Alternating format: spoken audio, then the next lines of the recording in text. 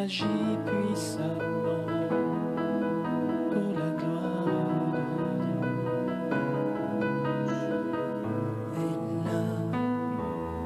Il est là parmi nous. Oui, Jésus, gloire à toi.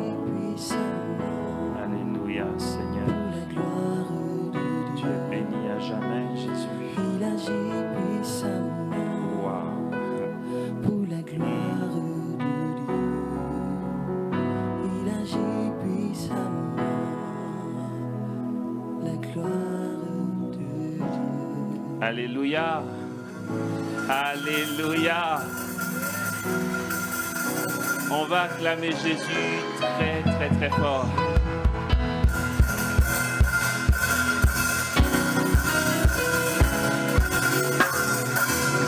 Merci Jésus, tu as l'autorité, tu es suprême, tu as toute la gloire et nous te bénissons.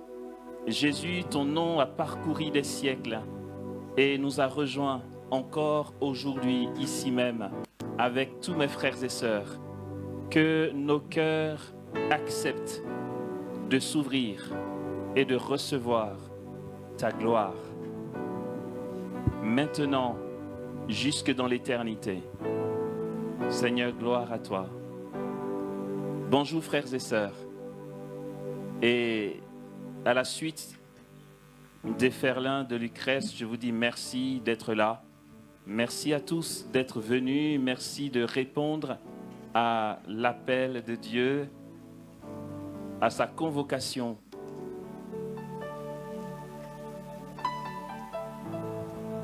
Merci pour ce que vous êtes.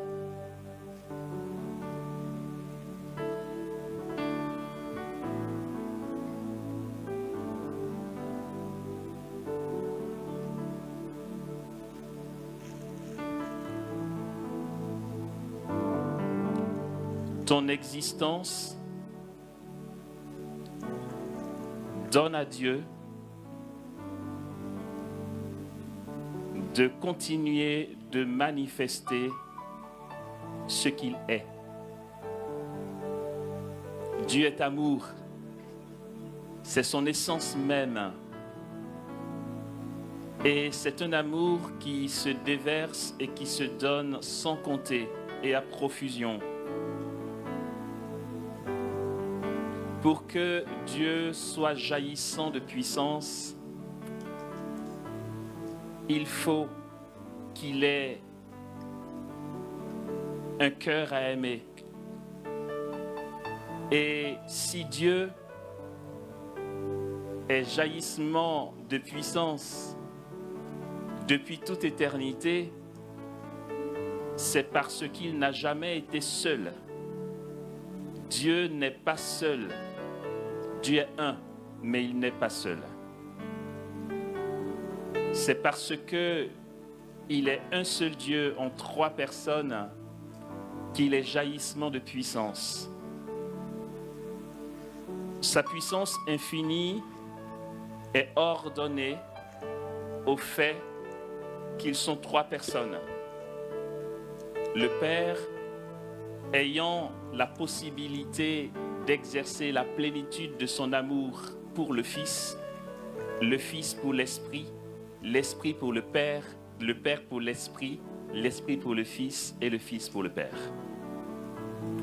Et dans ce débordement d'amour, nous avons jailli. Tu as été appelé à l'existence et donc ta présence donne à cet amour débordant de Dieu de se continuer dans ton cœur. Ok, vous allez vous dire, très bien, ça paraît bien beau ces paroles, mais c'est quoi ce charabia? Je suis juste en train de te dire que il n'y a pas besoin, tu vois, que tu aies le suspense, ok? Genre, oh mon Dieu, est-ce que Jésus va le faire pour moi aujourd'hui? Il n'y a pas besoin parce qu'en fait, son essence est de se déverser en toi. Non, je dis ça d'une autre manière. C'est que s'il ne se déverse pas en toi, son jaillissement de puissance a un bug, tu vois. Or, il est jaillissement de puissance Et ce jaillissement est pour te combler. Non, je dis ça d'une troisième manière. Là où vous êtes 2 ou 3 réunis en mon nom, je suis là au milieu de vous. Dieu est là. Je veux dire, c'est tellement évident. Si certains parmi nous en doutent, ben, c'est quelque part une bonne nouvelle parce qu'aujourd'hui, ils vont changer de mentalité là-dessus, d'accord? Dieu est au milieu de nous, il est là. Et lorsque Dieu est présent, il n'est pas là de manière passive. Jésus dit, mon Père est à l'œuvre et moi aussi. Le psalmiste nous dira que Dieu ne dort ni ne sommeille, lui qui est le gardien d'Israël, son peuple. Dieu n'est pas passif. Dieu est dynamique, Dieu est mouvement, il est mouvement éternel. À aucun moment, d'ailleurs, il n'y a pas de moment dans l'éternité. L'éternité, c'est l'éternité, quoi, tu vois. Il n'y a même pas de seconde dans l'éternité, c'est déjà trop. Juste pour que tu sois un peu embrouillé et ça va te pousser à chercher. Est-ce que tu sais qu'une seconde est plus longue que l'éternité? Laisse tomber. Dans l'éternité, il n'y a pas de temps. Le temps est long et nous vieillissons. Je veux dire, il suffit de me regarder, vous allez voir qu'on vieillit, d'accord? Mais Dieu est jeune. Et le Père est plus jeune que le Fils. Le Père éternel est plus jeune que Jésus. C'est pas compliqué à comprendre. C'est que le Verbe éternel a connu notre temps. Il a eu jusqu'à 33 ans. Le Père n'a jamais connu le temps, donc il n'a pas vieilli. Le Père est plus jeune que le Verbe. C'est magnifique. Et donc, Dieu qui est abondant se déverse pour nous aujourd'hui, ici. Alléluia. Nous avons juste à nous ouvrir à sa grâce et à sa bénédiction. Et Ferlin, il est 10h15. Enfin, j'ai besoin de savoir à quelle heure je dépose le micro parce que... D'accord.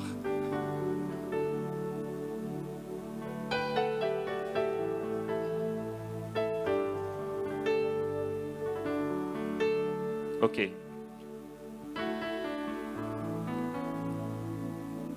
Ce matin, le thème qui nous rassemble, c'est celui-ci.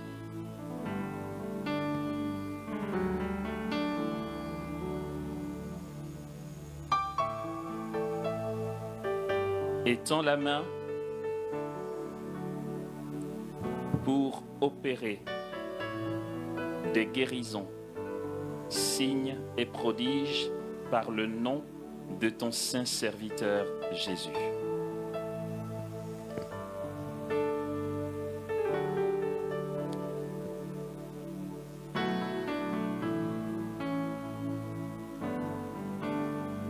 Nous allons entrer dans ce thème, le partager.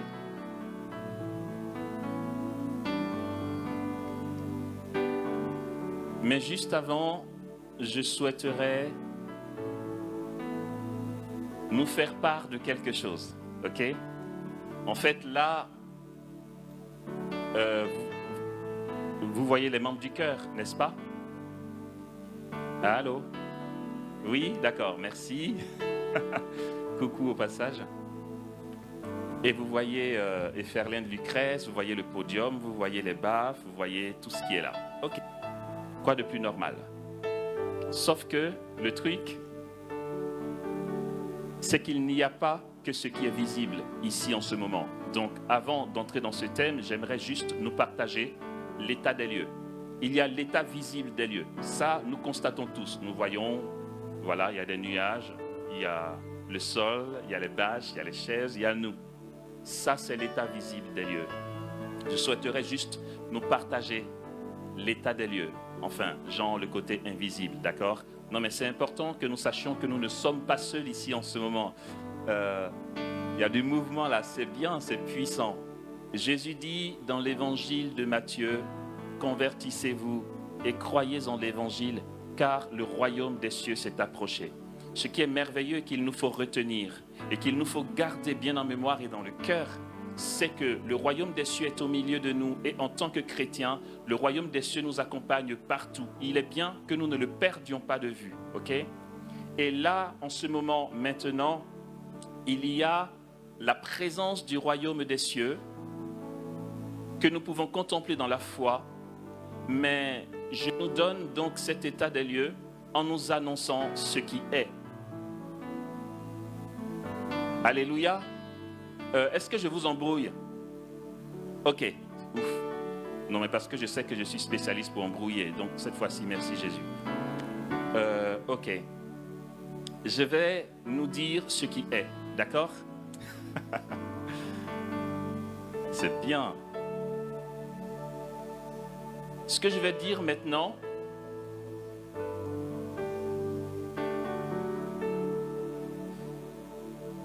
Jésus m'en a parlé hier soir, j'étais à la messe. J'étais juste à la messe de semaine, vous voyez. Et puis, il m'a fait coucou, il a dit demain. J'ai dit, ouais, je sais que demain, on se retrouve à Shiloh.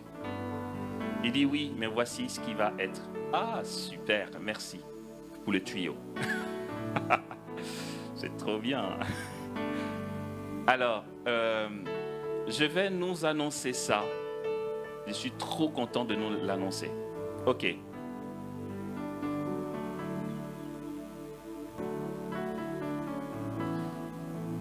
La réalité invisible veut que... Alors si quelqu'un voit cet invisible, alors il voit ce que je vais dire maintenant. La réalité invisible veut que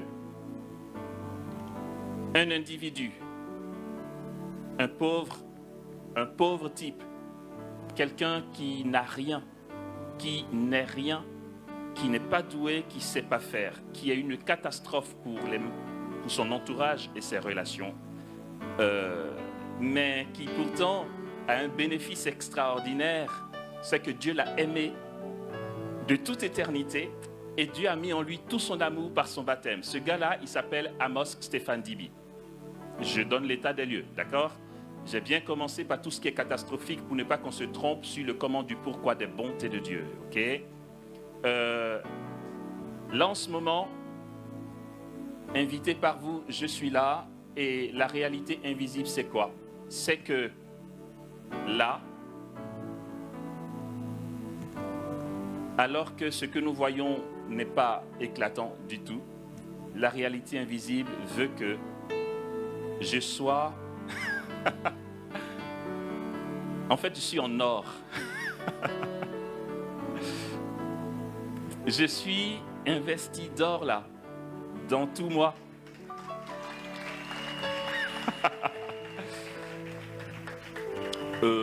Et Ferlin, pourquoi tu as invité ce gars? Tu vois pas qu'il est un peu timbré dans sa tête, hein? Ouais, de toute façon, je sais que c'est déjà fichu, côté réputation, alors voilà, autant se lâcher, quoi.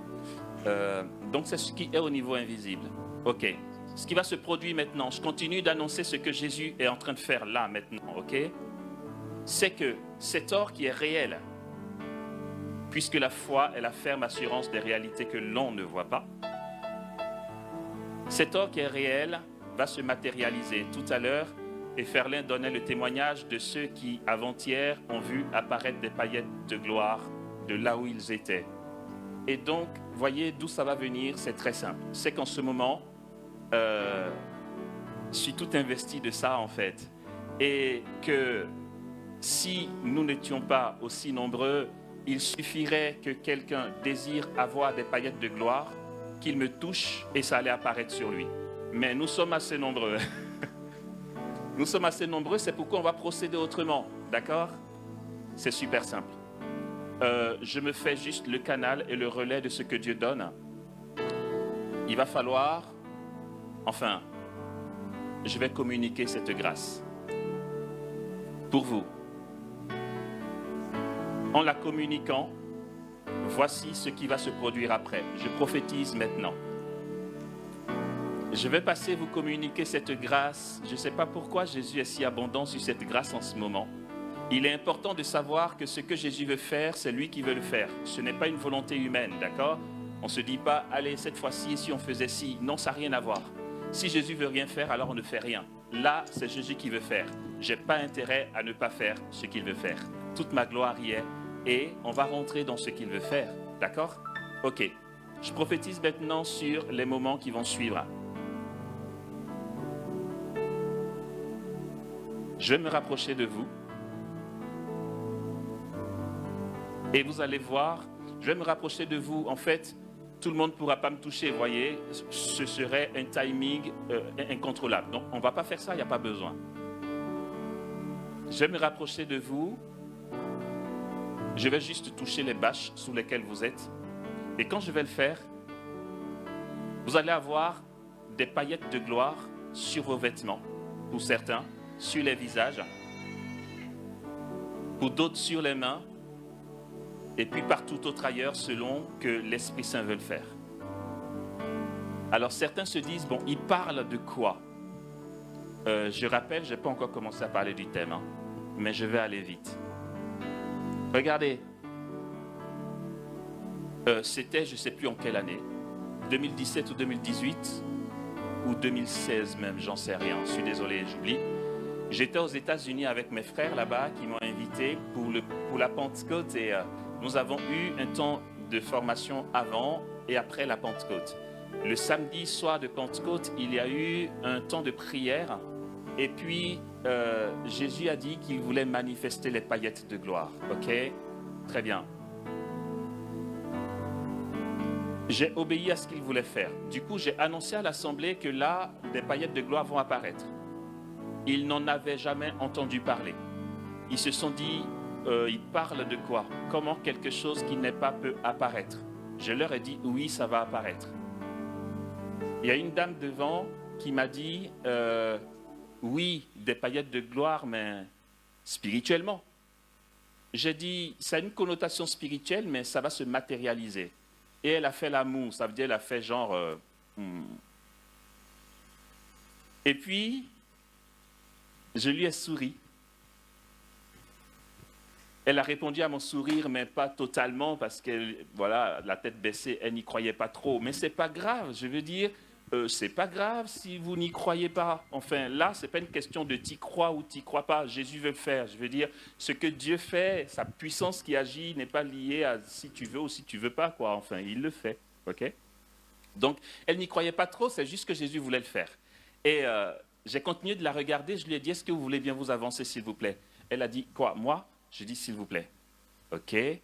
Je l'ai invitée parce que elle ne savait pas encore ce qui était en train de se produire pour elle. Quand elle est venue, je lui ai dit, tournez-vous vers l'Assemblée. Elle dit, d'accord. Et j'ai dit, regardez son visage. Sur son visage, les paillettes apparaissaient déjà. Et l'Assemblée a commencé à acclamer. Et je l'ai invitée à marcher entre les rangs pour que les gens voient. Elle était toute gênée parce que à l'instant, elle venait de manifester que, ouais, c'est quoi ce truc un peu tiré par les cheveux et tout. Et frères et sœurs, de toute façon, c'est très clair dans ma tête. Je veux dire, soit mon Dieu, il est puissant, je suis baptisé et je me mets à sa suite, soit il ne l'est pas et j'en ai rien à faire. Or, je veux être à sa suite tous les jours parce que le Dieu en qui je crois, dont le nom a été invoqué sur moi le jour de mon baptême, puisque le prêtre a dit, Stéphane, je te baptise au nom du Père et du Fils et du Saint-Esprit. Ce Dieu-là est puissant. Il fait ses preuves tous les jours et le monde entier verra sa gloire. C'est ce que l'apôtre Paul dit, tout genou fléchira et toute langue confessera que Jésus est Seigneur. Parce qu'il est au commencement et à la fin de toutes choses. Il est l'alpha et il est l'oméga. Et il est notre Dieu. Alléluia. Et puis donc, quand elle est passée au milieu des autres, les paillettes de gloire ont commencé à se manifester sur les visages et les vêtements et même au sol. C'était une euphorie, c'était très beau, c'était la Pentecôte. Et ce qui est génial, c'est qu'en fait, ça donne une joie, une allégresse, une certitude, une conviction, une paix que Dieu nous connaît, qu'il est vraiment là et qu'il est vivant. Nous avons fini la soirée. Je suis rentré là où j'étais hébergé.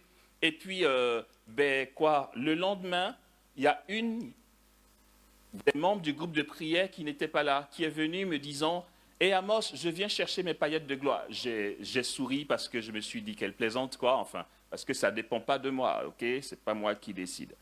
Mais elle dit « Non, mais il faut que tu pries pour moi pour que j'aie des paillettes. » Ok, si c'est pour prier, on peut toujours demander.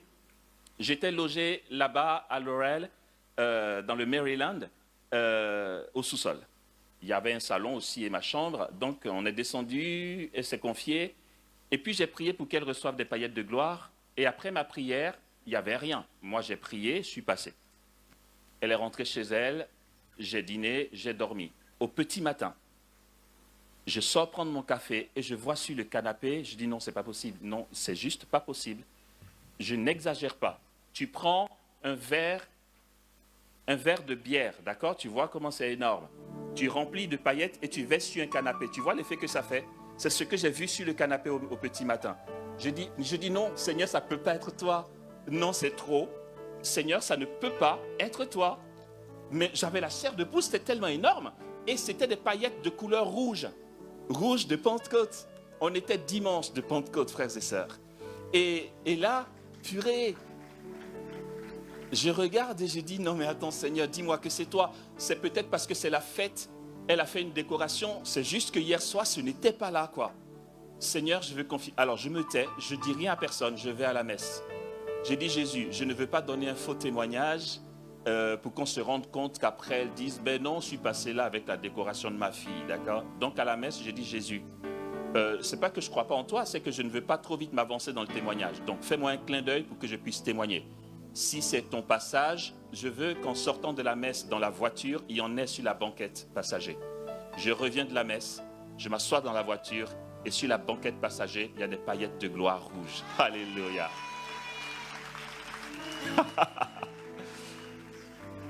J'ai fait ma petite collection, j'ai pris du scotch, donc j'ai dit à ceux qui étaient dans la maison, fallait voir, ils sont venus du scotch ramasser, chacun a pris sa part.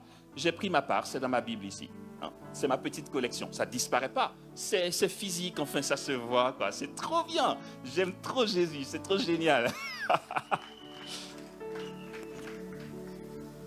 Et du coup, celle pour qui j'ai prié pour avoir les paillettes, elle a dû revenir chercher maintenant, parce qu'il y en avait, là où elle était assise.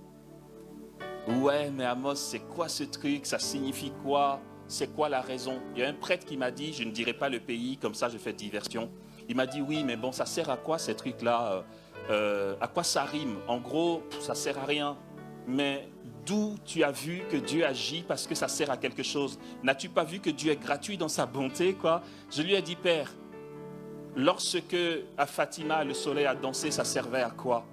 Je lui ai dit, quand on va à Medjugorje et qu'on voit ce Christ en ferraille qui laisse couler depuis de longues années de l'eau de son genou, tous les scientifiques à Medjugorje sont venus expertiser, ce n'est pas possible ni rationnel, d'accord? Mais il y a de l'eau qui sort de ce bout de fer depuis des années à Medjugorje. Ça sert à quoi? Ok, le poisson peut-être rouge, vert, fluo qui est au fond de l'océan, que Dieu a créé, que tu ne vois pas, je ne vois pas, ça sert à quoi? Pourquoi voulons-nous à tout prix que Dieu se manifeste pour une question de faisabilité? Je te pose une question. Si je te fais un clin d'œil, ça signifie quoi? Un clin d'œil, ça veut dire quoi? Ça veut rien dire. Et ça veut tout dire. Un clin d'œil a le sens en fonction de ce que tu vis. Si je te fais un clin d'œil, je te dis oui, je t'ai vu, coucou. Ou bien si on a un conflit, je te fais un clin d'œil, ça veut peut-être dire j'ai laissé passer le litige. Ou encore je te fais un clin d'œil, c'est te dire je prépare un anniversaire surprise, ne dis rien à personne. Ça prend le sens que ça prend. Et les paillettes de gloire sont un clin d'œil de Dieu. Il est juste en train de nous dire, mes enfants, je suis capable de faire ça pour vous, je suis avec vous. Je vous aime et c'est gratuit. Mon amour pour moi est gratuit. Bon, je suis très bavard. Je n'ai même pas encore commencé. Je n'ose pas me retourner parce que je ne veux pas regarder Ferlin. Il va dire, oh, bienvenue, très, très content. Ok, on fait ça? Ça nous intéresse? Ok, voici ce qui va se passer. Donc, il y en aura sur les visages, sur les mains, sur les vêtements. Il y en aura à la maison chez vous quand vous allez rentrer. Alléluia. Il y en aura pour certains même dans vos Bibles, sur vos tables de prière. Enfin, comme ça s'est déjà manifesté il y a 2 jours aussi chez certains. Sauf que là, voici pourquoi Dieu veut faire ça aujourd'hui. C'est qu'il veut le manifester pour vous. Et désormais, il souhaite que tous ceux et celles pour qui ça va se manifester soient réceptacles de cette manifestation de sa gloire. Et que là où vous êtes, dans votre milieu de vie, là où vous irez, que ce soit contagieux. Et que désormais, quand vous serez dans une assemblée de prière, un temps de prière, et que vous serez dans une louange forte ou saisie par la grâce, que ça se manifeste encore. À partir de notre assemblée ici, il y en aura pas mal dans les groupes de prière, dans les églises, dans les paroisses, dans la Côte d'Ivoire. C'est ce qu'il veut faire. Moi, je fais que faire la commission. J'aime bien être le facteur. Faire la commission de Jésus. Trop bien. Amen. Ok, on fait ça.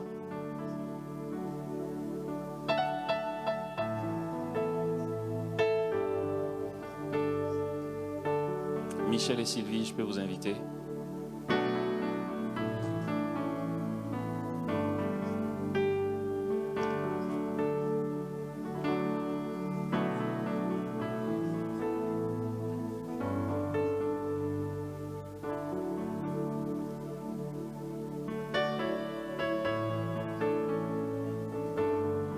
Alors on va descendre, on va faire le tour entre les rangs, on va toucher les piliers des bâches.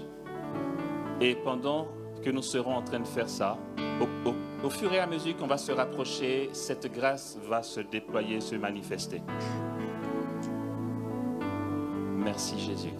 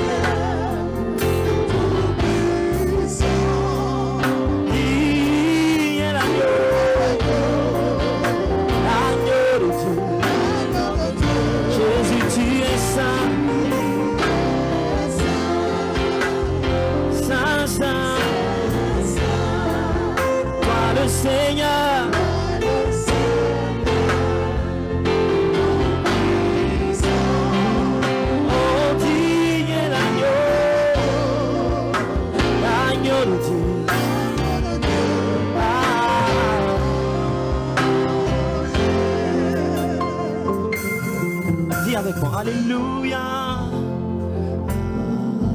alléluia,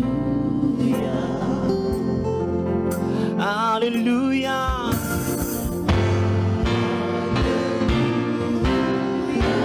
le Seigneur,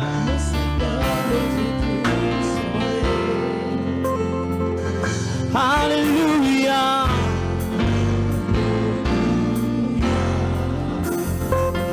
alléluia.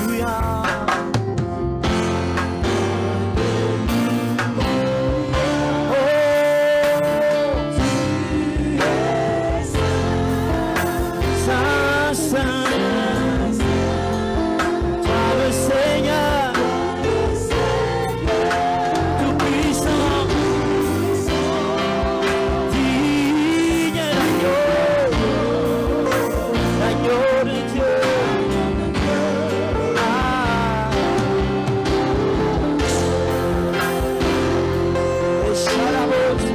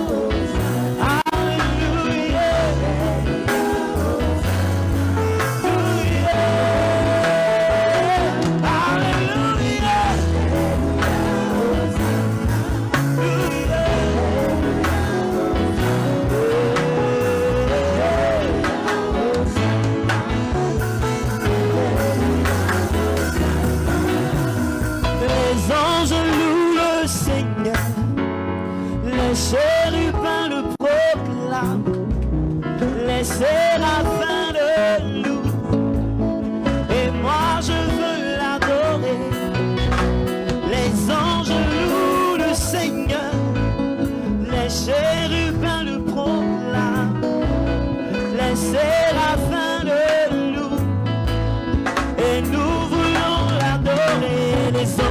j'adore le Seigneur, le chérubin, le séraphin, et moi je veux, oh oui, les anges adorent.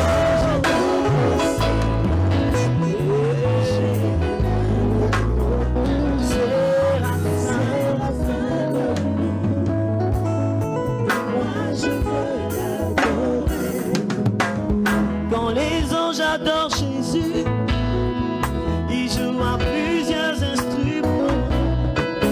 Quand les anges adorent Papa, ils jouent à plusieurs instruments. Quand les anges adorent Jésus,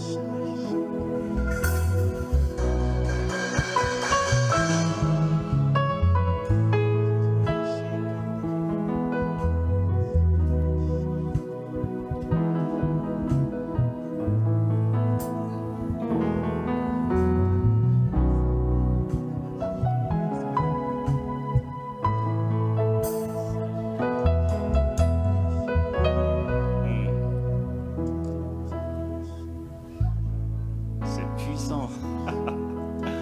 Waouh. Ok. En fait, là, Jésus a décuplé la grâce. Voici ce qu'il est en train de faire.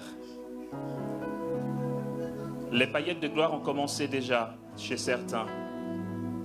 Sur les épaules, dans les mains, avant-bras, les visages, les vêtements. Jésus dit ceci: ce n'est pas tout ce qu'il va manifester comme signe extérieur de son royaume. D'autres encore vont suinter de l'huile, d'accord? Et il y en a déjà des personnes qui ont les mains qui sont toutes grasses d'huile, ok? Vous vous êtes demandé tout à l'heure ce que ça pouvait signifier, mais c'est de l'huile, c'est que Dieu manifeste, quoi. Et nous savons que la symbolique de l'huile, c'est l'onction. Mais voilà, Dieu achèvera en nous ce qu'il a commencé. Alors, ce n'est pas tout. Il va arriver dans les jours qui viennent que certains soient réveillés en pleine nuit parce qu'ils vont avoir la lumière dans leur chambre, mais ça ne viendra pas des ampoules. Certains vont avoir une source de lumière et ils seront réveillés par ça. Ils se demanderont bien ce que ça peut être. Jésus veut juste faire croître davantage les signes tangibles de son royaume pour nos vies. Plusieurs vont se mettre à prier en langue à partir de tout de suite et dans les jours qui viennent aussi. À partir de maintenant, minutes, heures et jours qui viennent. Ceux qui ne priaient pas en langue vont se mettre à prier en langue. Il y a des personnes qui, comme on dit, qui chantent comme des casseroles. Mais une de ces personnes va avoir ses cordes vocales saisies et quand tu vas ouvrir la bouche, tu auras une grâce extraordinaire de chant. Je ne peux pas donner ici une liste exhaustive de tout ce que Dieu va faire, c'est quelques exemples de sa bonté. Pour les paillettes de gloire, il y en aura de doré, de rouge, de bleu et de multicolores. D'autres vont avoir des poudres de diamants aussi qui vont se manifester. Vous aurez tout ça, vous allez voir tout ça. Et ça va produire en nous une grande allégresse. Le Seigneur, à l'occasion, donne aussi une libération à travers la joie. Avec mes autres frères qui seront là tout ce temps de Shiloh, plusieurs seront pris de fou rire et ça va aussi continuer à la maison. D'autres même, en plein sommeil, seront pris de fou rire. Vous allez rire comme si vous étiez ivre. C'est un beau passage de Jésus. il le fait en ce moment. Seigneur, je te rends grâce pour ceux et celles qui en ce moment même ont des paillettes de